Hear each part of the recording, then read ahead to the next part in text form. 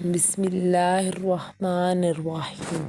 اسلامی وائس کے معززین ناظرین، ہر دیکھنے اور سننے والے کو السلام علیکم اور ہمارے چینل پر خوش آمدید کہتے ہیں۔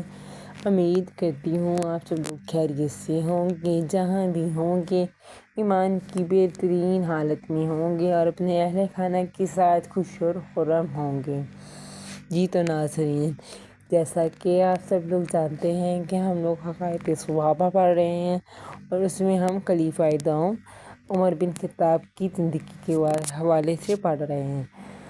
اب ہم ان کے قصہ پڑھیں گے، ہجرت اور غزوات، کہ انہوں نے کون کون سی غزوات میں شرکت کی تھی اور ہجرت انہوں نے کس طرح کی تھی، یہ سب چیزیں ہم آج کی اس ویڈیو میں پڑھیں گے۔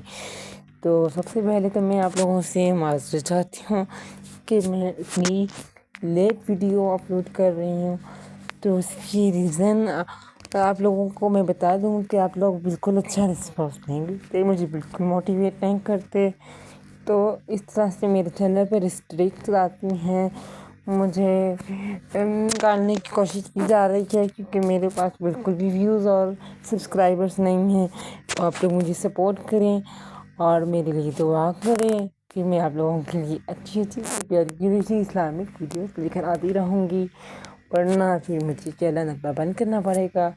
خیر، بہت لمبی چوڑی میں نے بات کر لی، تو اب ہم اپنی ویڈیو کی طرف واپس آتے ہیں۔ حضرت عمر بن خطاب رضی اللہ تعالیٰ عنہ واقعہ ہے ہجرت۔ مکہ میں اسی طرح وقت گزرتا رہا، حتیٰ کہ جب ہجرت کا حکم نازل ہوا تو کیفیت یہ تھی کہ تمام مسلمانوں نے خفیہ طور پر مکہ سے مدینہ کی جانب ہجرت کی، جبکہ حضرت عمر رضی اللہ تعالیٰ عنہ نے جب ہجرت کا ارادہ کیا تو بڑی ہی شان بے نیازی کے ساتھ مشرکین مکہ کی بھیڑ میں بے خوف و خطر گزرتے ہوئے بیت اللہ کے قریب پہنچے۔ نہایت اطمینان کے ساتھ طواف کیا، 2 رکعت نماز پڑھی۔ اس کے بعد وہاں موجود سرداران قریش کو مخاطب کر کے کہا کہ میں مدینہ جا رہا ہوں، تم میں سے اگر کوئی یہ چاہتا ہے کہ اس کی ماں کو روئے، اس کی بیوی بیوہ ہو جائے، بچے یتیم ہو جائیں، تو وہ آئے اور مجھے روک لے۔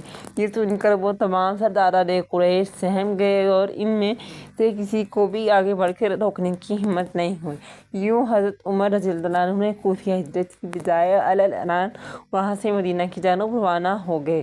مطلب حضرت عمر نے خفیہ طور پر ہجرت نہیں کی بلکہ علانیہ طور پر ہجرت کی، کیونکہ وہ بہت زیادہ بہادر تھے۔ یہ تو آپ سب لوگ جانتے ہیں کہ ان کی بہادری کے خوف سے آج بھی کیسر و کسریٰ کے محل کانپ جاتے تھے، اس کی سپر پاورز خوف زدہ ہو جاتی تھیں۔ تو حضرت عمر کی بہادری کے پیچھے ایک وجہ یہ بھی تھی کہ وہ بہت پختہ ایمان کے حامل تھے، دوسرا وہ زمانہ جاہلیت کے دور سے بھی بہت بہادر رہے تھے۔ تو اللہ پاک ہم سب کو بھی حضرت عمر جیسا، حضرت ابوبکر صدیق جیسا اور تمام دیگر صحابہ اکرام جیسا ایمان کامل عطا فرمائے اور ہمیں حق و باطل میں فرق کرنے والا بنا دے، آمین ثم آمین۔ تو اب ہم اپنی ویڈیو کی طرف واپس آتے ہیں۔ حضرت عمر بن خطاب اور ان کے غزوات، تو یہ ہماری ویڈیو کا سیکنڈ پارٹ ہے۔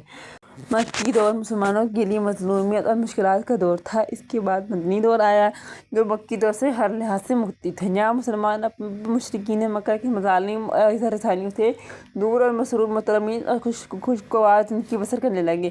مشرکین مکہ کو مسلمانوں کی یہ نئی خوشگوار زندگی پسند نہ آئی۔ دیکھا، مشرکین چاہے کسی بھی دور میں ہوں، پرانے نئے، انہیں کبھی بھی مسلمانوں کا سکون برداشت نہیں ہوگا۔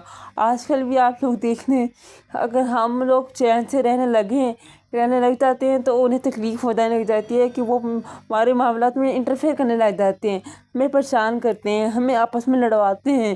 یہ جتنی بھی مسلمانوں کی آپس میں لڑائیاں ہوئی ہیں، جتنے بھی بڑی بڑی مسائل میں مسلمان گھرے ہوئے ہیں، ایک تو ایمان کی کمزوری کی وجہ سے ہے اور دوسرا غیر مسلم ہمارے ممالک میں مداخلت کرتے ہیں، تو اس سے بھی ہمیں بہت نقصان پہنچتا ہے۔ تو یہ اس دور میں بھی تھا اور یہ اب بھی ہے، یہ رہتی دنیا تک یہی رہنا ہے۔ تو اب میں بہت زیادہ جذباتی ہو گئی ہوں، تو اب ہم اپنی ویڈیو کی طرف واپس آتے ہیں۔ پتہ نہیں میں کیوں اتنی جذباتی ہو جاتی ہوں، مجھے تو خود سمجھ نہیں آتا۔ چنانچہ انہوں نے متعدد بار مسلمانوں کو صفحہ ہستی سے نیستنابود کر دینے کی ٹھانی، جس کے نتیجے میں بہت سے غزوات کی نوبت آئی۔ ایسے میں ہر غزوے کے موقع پر حضرت عمر رضی اللہ عنہ نے رسول اللہ صلی اللہ علیہ وسلم کی قیادت میں زیر قیادت شرکت کی، شجاعت کی بصالت کے بے مثال جوہر دکھائے۔ اسی کیفیت میں مدینہ میں وقت گزرتا رہا۔ جنگ کا موقع ہو یا امن کا زمانہ، سفر ہو یا حضر، ہمیشہ ہر حالت میں اور ہر موقع پر حضرت عمر رضی اللہ عنہ نے رسول اللہ صلی اللہ علیہ وآلہ وسلم کی خدمت، نیز صحبت و معیت میں پیش رہے۔ مزید یہ کہ ہر موقع پر رسول اللہ کی مشاورت کے فرائض بھی بحسن خوبی انجام دیتے رہے۔ تو یہ تھی آج کی ویڈیو۔ امید کرتی ہوں آپ سب لوگوں کو پسند آئی ہوگی، اور اگر آپ ہمارے چینل پر نئے ہیں تو اس کو سبسکرائب کریں، ویڈیو اچھی لگے تو لائک کریں، زیادہ سے زیادہ شیئر کریں، اور اب ملتے ہیں ہم اپنی اگلی ویڈیو میں انشاءاللہ۔ تب تک کے لیے فی امان اللہ، اپنا بہت سارا خیال رکھیے گا۔ اللہ نگہبان۔